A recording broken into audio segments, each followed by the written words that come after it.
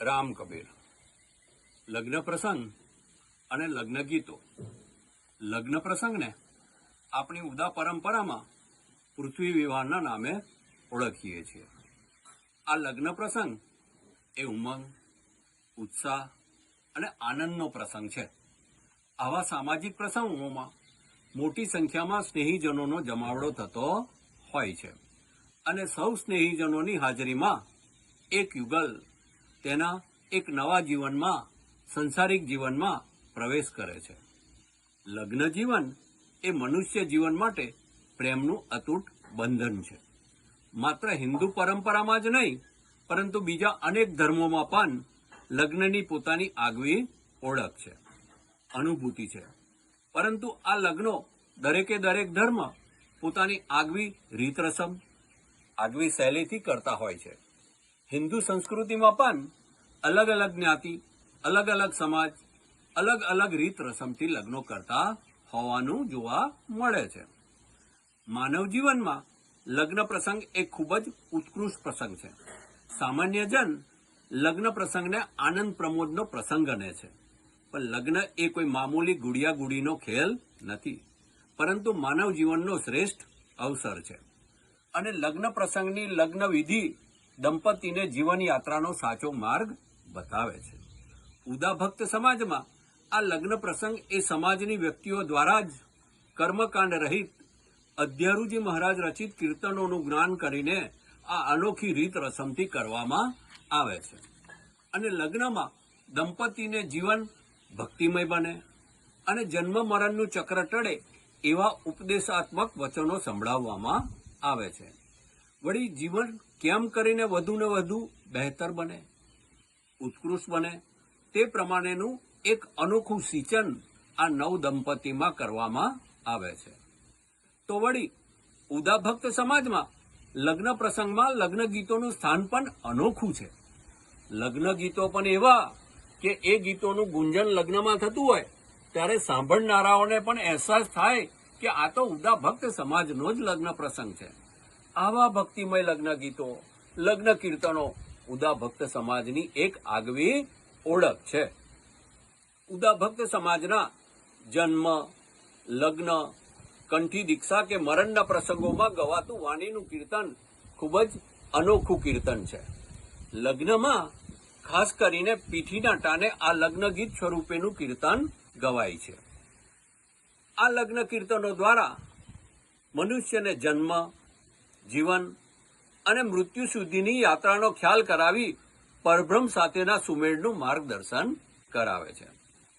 ઉદા ભક્તોના લગ્ન ગીતોમાં પ્રભુના ગુણાનુવાદના અનોખા ગીતો લગ્ન પ્રસંગના અવસરની શોભાને પવિત્રતા બક્ષે છે. લગ્નના જુદા જુદા પ્રસંગને અનુરૂપ ભક્તિના સમન્વય સાથેના લગ્ન ગીત બીજે ક્યાંય જોવા ન મળે તેવા હોય છે. ઉદા ભક્ત સમાજ પાસે આવી ભક્તિની મહામૂલી સંપત્તિ છે, જે માટે દરેકે દરેક ઉદા ભક્તને ગર્વ છે. જ્યારે પણ આ લગ્ન ગીતો ગવાય છે ત્યારે લગ્ન પ્રસંગનું વાતાવરણ પવિત્ર, રમણીય અને આકર્ષક બની જાય છે. આજે આપણે ઉદા ભક્ત સમાજના જે રીત રિવાજો, કીર્તન, ભક્તિ, લગ્ન ગીતો માટે બીજા સમાજમાં ગર્વ લઈએ છીએ કે આપણે કેમ જુદા છીએ, તેમાં સદગુરુ શ્રી જીવનજી મહારાજ અને પ્રારંભિક સમાજના ઘડવૈયાનો ફાળો અમૂલ્ય અને અવિસ્મરણીય છે.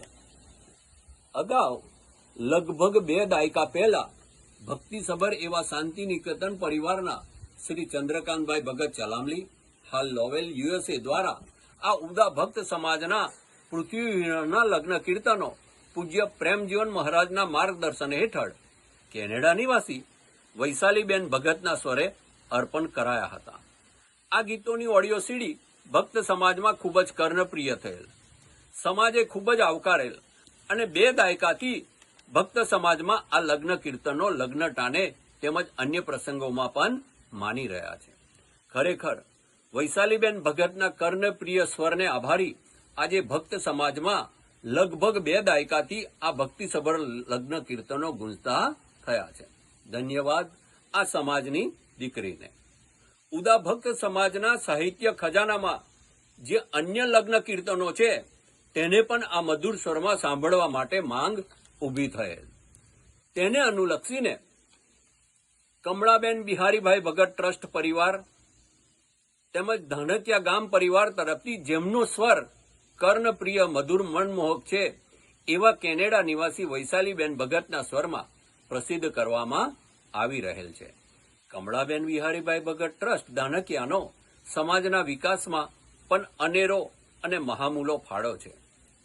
સામાજિક યોગદાન, શૈક્ષણિક યોગદાન અને ઉદા સમાજ વતી ઉદા સમાજ માટે સરદાર ધામમાં આ ટ્રસ્ટ દ્વારા કરાયેલું યોગદાન ખરેખર પ્રશંસનીય છે. ખરેખર તેમના કાર્યો ઉદા ભક્ત સમાજને પ્રકાશિત કરે છે. આમ શાંતિનિકેતન પરિવાર ચલામલી અને કમળાબેન બિહારીભાઈ ભગત ટ્રસ્ટ પરિવાર ધાણકિયા દ્વારા જે યોગદાન કરી કર્ણપ્રિય એવા કેનેડા નિવાસી વૈશાલીબેન ભગતના મધુર સ્વરે જે લગ્ન કીર્તનોની ઓડિયો સીડી અને પેન ડ્રાઈવ તૈયાર કરાયેલ છે તે ઉદા ભક્તોને વધુને વધુ માની શકશે.